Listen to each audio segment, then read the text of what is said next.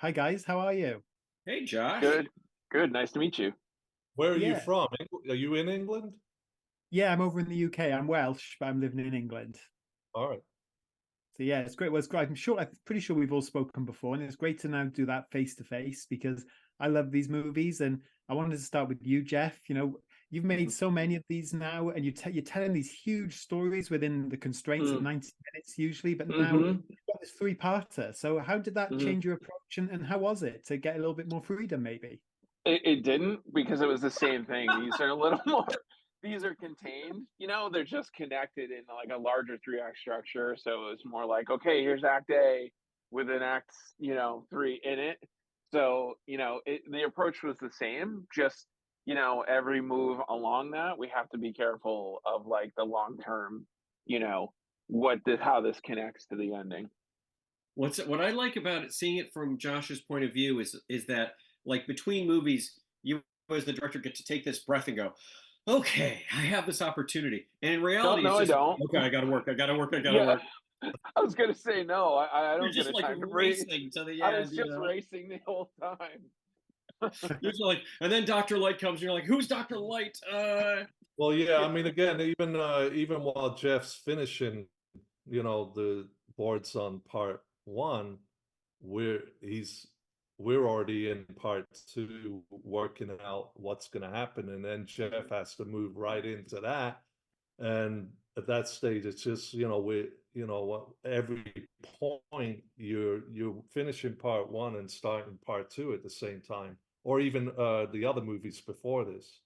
It's Yeah, like we you were. don't have a chance to It's a take a Yep. break. tremendous amount of material, and as I Mhm. mentioned, Jeff and I during the pandemic were the only ones in the our floor of the Warner Brothers building, like it was the Overlook Hotel in The Shining, and I would sometimes go and he'd be working on the board from 2 movies ago, and it's great, and then I'm like, oh yeah, I forgot that happened. Oh yeah, right.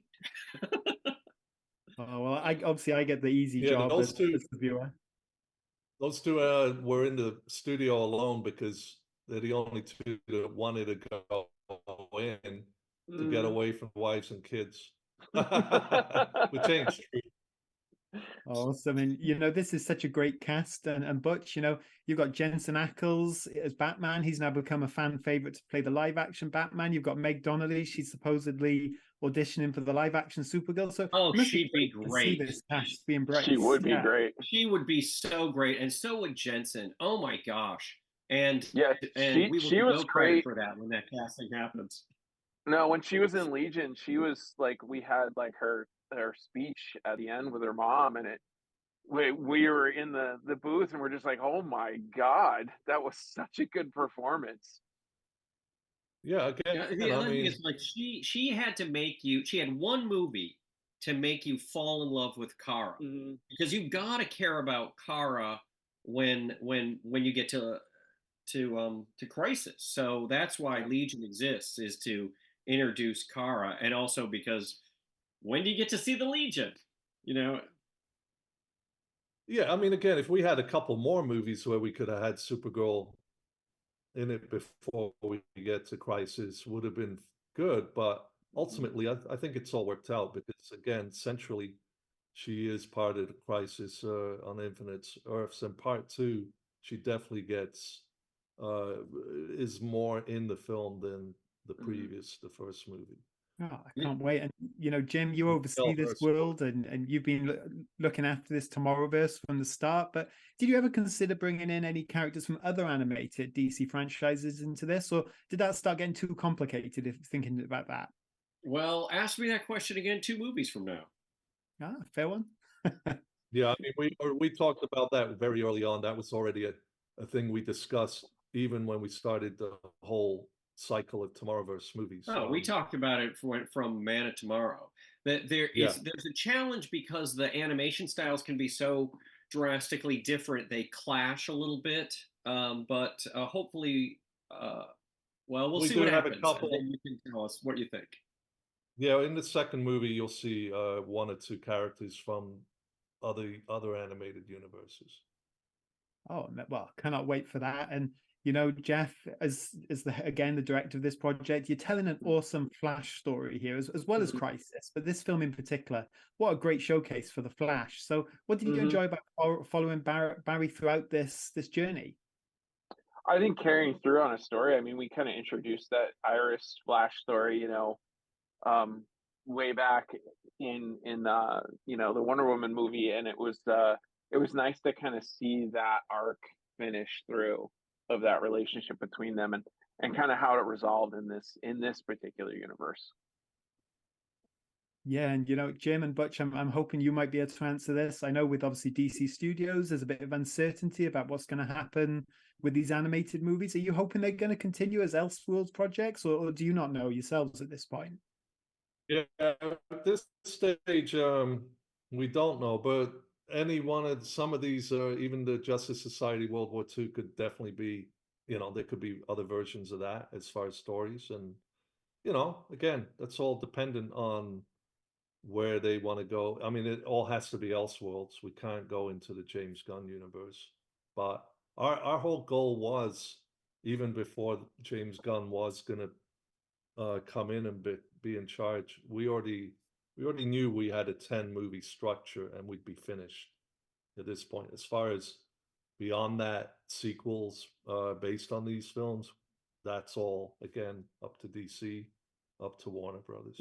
As we've been doing these interviews, Butch, I had a flashback, and the Tuckerverse is, I forget how many movies, it's 25 or something. It's a tremendous amount of movies. And so I think Butch and I had this idea that we would have a long time to build up to Crisis, which was the pitch. And I remember you and I talking to Sam Register and saying, maybe we could have like 20 films and then end in Crisis. And I think he said, how about 3? Yeah. And so we built it out. We negotiated up, but yes, so this is where we are. I originally wanted to just keep doing this build up slow, slow with, from Long Halloween, Man of Tomorrow. And I wanted to take as long as possible and just do an open-ended amount of films. And mainly Crisis wasn't thought of then, but then once we gave them our pitch, they said, no, we want Crisis involved in this. And you have to do it in 10 movies. So that's why we had to kind of fast track some of these stories and basically build it towards this. Yeah, well, I love they weren't going to give it. Yeah, well, I love they weren't going to give it a chance. All right, well, thanks. Yeah, I mean, I wish you were getting 20 movies, and I love speaking to you because I know you're such big fans. And what was it for the three of you about Crisis that you really loved, that you wanted to build to this story, as you were saying, Butch, and be able to tell it and cap off this era with Crisis on Infinite Earths? Well, you should talk to the other two guys, because I was hoping to try to get out of it before we got to Crisis. But here we are, and I'm doing the job. And believe me, I love George Perez. God bless him. And Marv Wolfman. I've been fans of this since I was a kid. And it's an honor to do this for them and for the fans. So that's my take on it. Whatever these guys, their versions are, that's up to them. Well, speaking of George and Marv, we got the opportunity to talk to them, when we were building up to Crisis, and we pitched them, our changes and our trims, and honestly, they could not have been more supportive or encouraging, because they know that their work stands, it still exists, and it being reimagined and reinterpreted by other voices, they were all for it, because it draws everybody back to the original work. And so I think people are drawn to it because it is such a vast canvas, and you get to see every superhero in the DC universe that you want to see, and about 80% more, ones you've never heard of.